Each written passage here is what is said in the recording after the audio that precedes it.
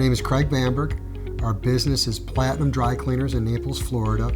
And the inspiration for getting into the business is primarily my partner is my brother, Chris. He's been in the industry at that stage for 15 years, and the opportunity to purchase Platinum came about in 2019, and we decided it was advantageous for us via some expertise through the SBDC.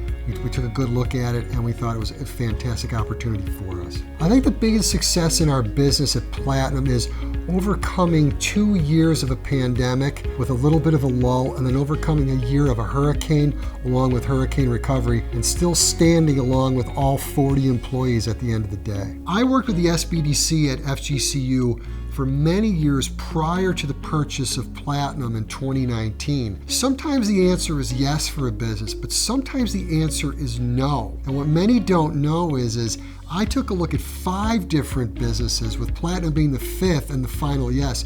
There were 4 no's leading up to it, and they can be the eyes in the back of your head, as a lot of this hits you at 360 degrees. It's a very, very difficult process in purchasing a business. The feelings toward being nominated for Entrepreneurship of the Year for both my brother and myself is what we had to overcome. We'd have to thank all 40 of our employees at Platinum. From day one, which was January 4th, 2019, customer base, all 40 employees, SBDC, and of course each other. In the first 5 years of the business, 2 years of a pandemic, 3rd year of hurricane and recovery, and being able to stand right next to all 40 employees, overcoming those obstacles, and still being here 5 years later. Let's not lie, as this is an SBDC award. Small business, the track record, if you can emerge from your 3rd, maybe 4th year, you're on a pretty good successful transition. However, getting to that stage is difficult. Throw a couple of years of pandemic and throw in a year of hurricane.